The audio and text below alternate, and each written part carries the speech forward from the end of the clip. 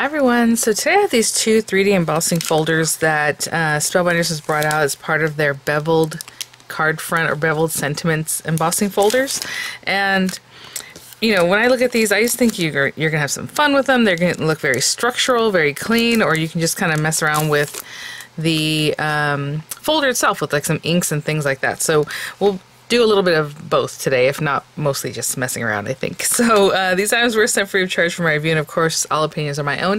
And any links in the description box will be affiliate links, which means I'll make a small commission for your purchase items to those links. So thank you for using those if you would like.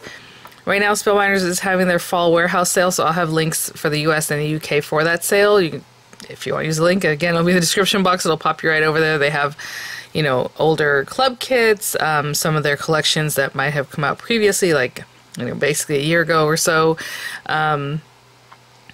at deep discounts. So like $1, $5, $10, $15, it just depends on what the item is, but there are a lot of die sets for $1 and lots of, you know, embossing folders, lots of fun things. So I'll have that link there for you guys. But today we're going to look at this new collection. So yeah, it looks just like this. So this one says thanks. I think they have a happy birthday, a gift for you or something like that. And then I chose thanks and hello to try out today. So we have those guys. Cute examples, like with just running it through nice and pristine, maybe on some white paper, and then some cute little flowers. You can, you know, all the Spellbinders flowers. Having said that, I did see which little group of flowers. There's a group of flowers die sets. It's $1. I was like, oh, and those are like the pretty posies that I like to use all the time. I can't remember if it was the Christmas one or the kind of everyday ones, but those are the kind of examples of the fall warehouse sale that I was kind of referring to. And then, you know, metallic paper, just run it through. It's gonna look awesome, super structural. So maybe I'll do that just to show you how cool it looks just by itself like that. And then we'll have some fun with some ink and stuff, trying out some different things. So let me grab some papers.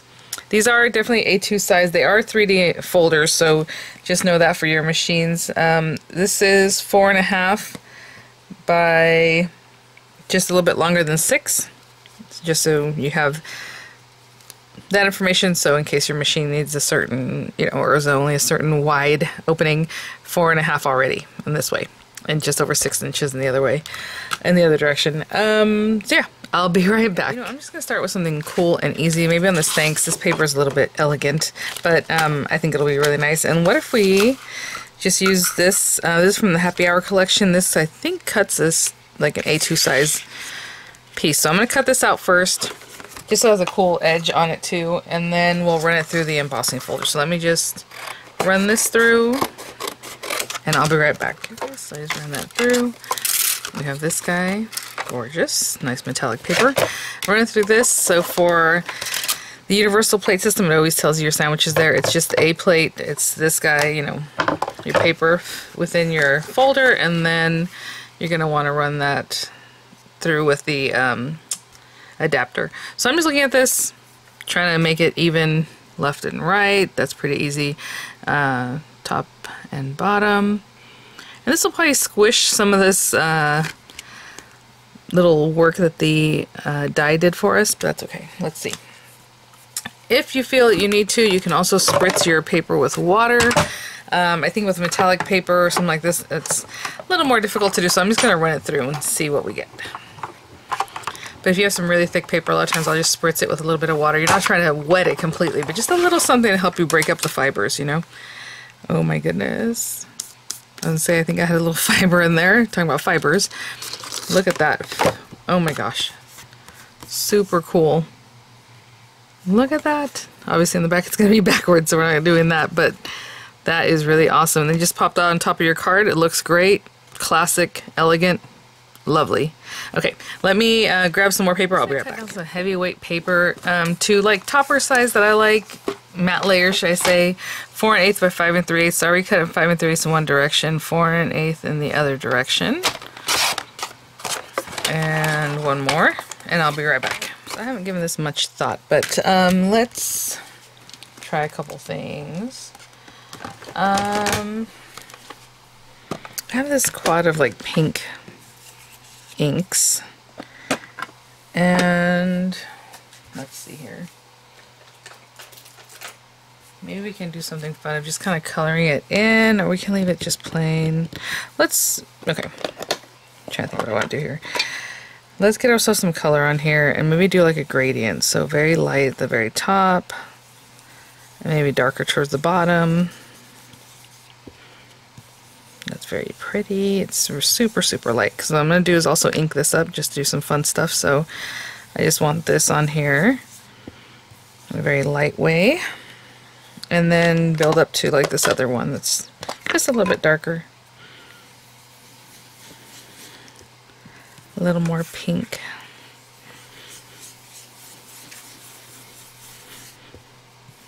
Be a little more heavy-handed with that, just so that there's a difference in color. On the camera, it looks almost the same. It looks like nothing's on there, but in real life I can see it pretty well. That's so weird. It actually looks really, really nice, and I can barely see it on the camera, and it actually looks like there's something missing here. Okay. Just something like that. You're having fun with that.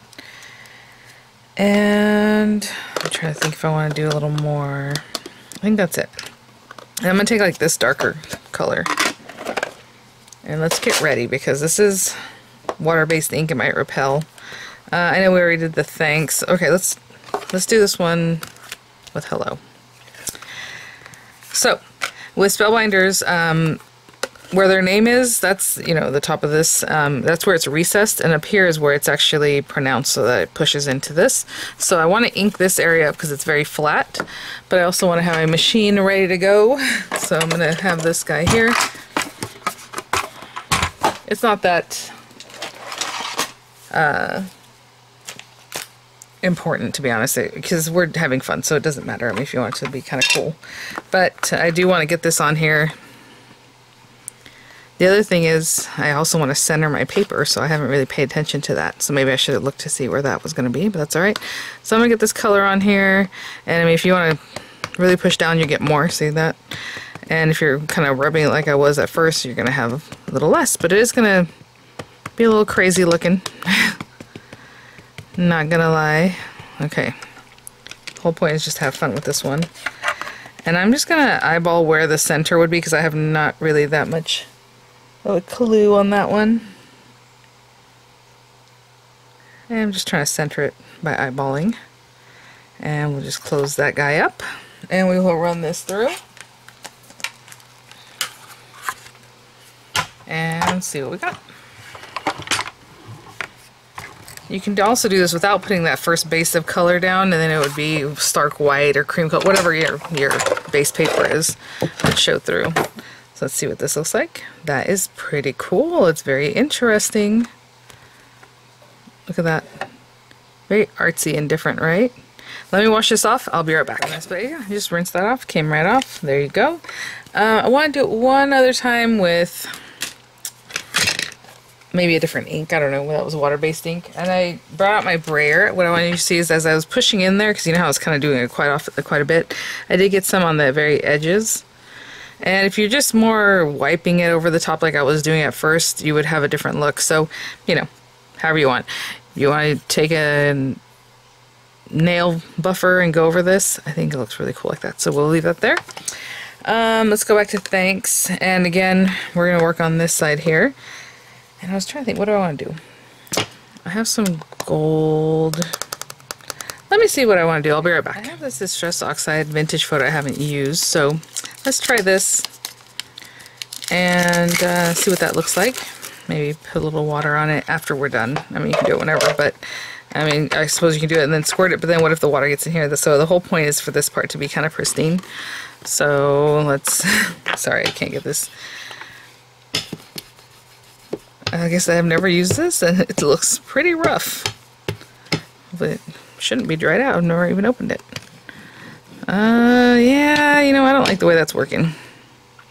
Let's ditch that. This does have a fabric, so it's very firm, where the other paper, the other one I used had a spongy top, so it's obviously going to kind of sink in.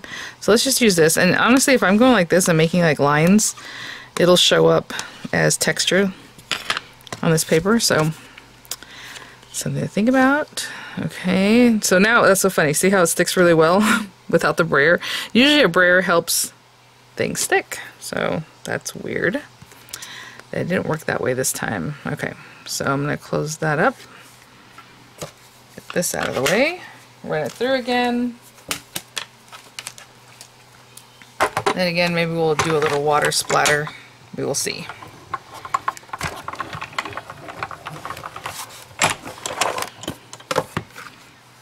Wow, that one's really rough. And again, it came in a little bit extra because of the way it just wiped in there. Very interesting stuff. Let me wash this off and I'll be right back. So I was going to clean it, but I thought, oh no, I kind of need this. So I'm going to do a little water splatter, but I'm just going to flick this. And just to give it some more, you know, something fun. But again, the, I don't know if you see that, like the wood grain we got just from smearing it the way I did. That was pretty cool. And you can let that soak in, you know, if you like. You can pick it up like you normally do with, you know, other distress inks. It's an oxide. It does its own thing, but okay, I'm gonna let that dry. I'll be back. I was waiting for that to dry. I went ahead and cut a few card bases. So again, I already have this at 4 1/8 by 5 3/8.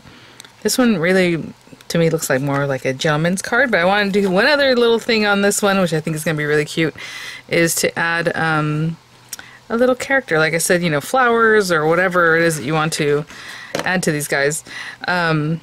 Oh, I was going to put this on a brown base, sorry. Or cream colored base. I have this little cardinal from the, I think, Dancing Christmas Friends collection.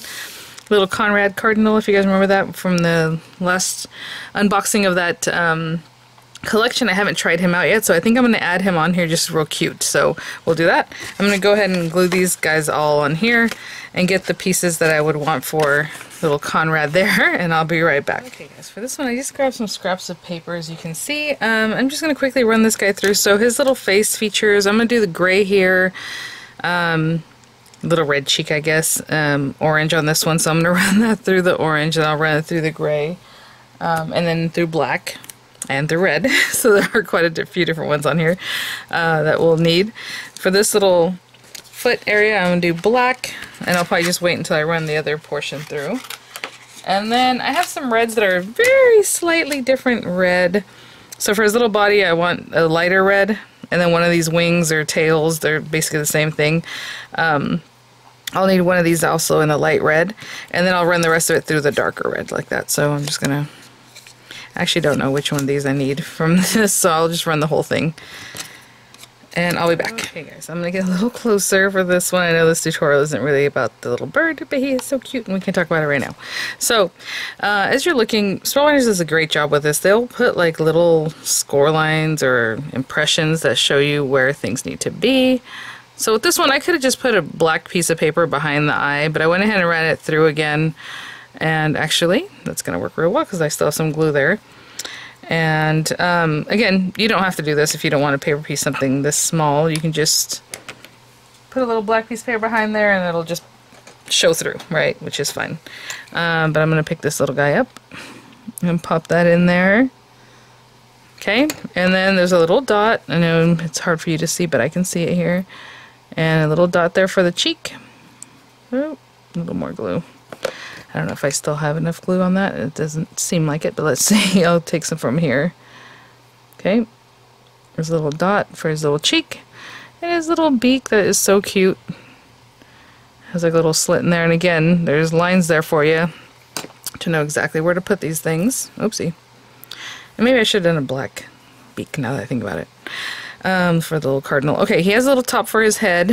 This little bit that is adorable. And so I'm going to put glue on that. It also has a little indentation that shows you where it should line up. So I'm just going to follow that, and it's like right there. Perfect. And then his little wings, you know, whatever it is you want to do. Either one of these. Look how cute. So I have the lighter color, and then I'll put the darker color one wherever. And that, again, is what you want to do, whatever you want. They don't have indentations for that one, so wherever you think that should be. Like this little guy here. And then maybe some of the darker ones. I'm probably going to use this as his other little wing. So cute. He's having a good time there. And then his little tail. Again, the wings and tail, you can just play with it however you like. It's basically the same shape. This one's a little bit thicker, I will say, so I guess that's more of a tail shape. Or whichever, however you want to use that. And then, you know, he doesn't have to have his little legs. I mean, especially if you want him to look like he's flying. But maybe his little legs can go behind him. That is so cute. Oh my gosh. Okay, so I'll put some glue right near that. And that way, look, he's kind of like in flight with his little legs back here. I'm gonna hold that down and I'll be right back. I don't know, I was thinking like barn looking, I don't know, something about this, so that's why I want to put this little bird. I'm just gonna glue him down, but if you definitely want to put some dimensionals, you can do that. I'm gonna put glue here and leave his little feathers kind of doing whatever it is that they're doing. Look at that. I'll hold it down for a moment and I'll be right back. Okay guys, so that is that card. A little bit rough, a little barny looking, a little fun, the little bird there. Everything's little. This one more artsy with a really cool background that we made ourselves, and then this one's just more pristine and elegant with that beautiful paper with the, you know, just run through the things. So thanks for watching, guys. Hope that gave you a few ideas. I mean, there are so many things you can do with embossing folders. These are just very much scratching the surface. So thanks for watching, guys. I'll have links in the description box again for this collection, for everything that's new that came out in September, and for the fall warehouse sale, and I'll have images coming up, and I'll see you all at the next one. Bye now.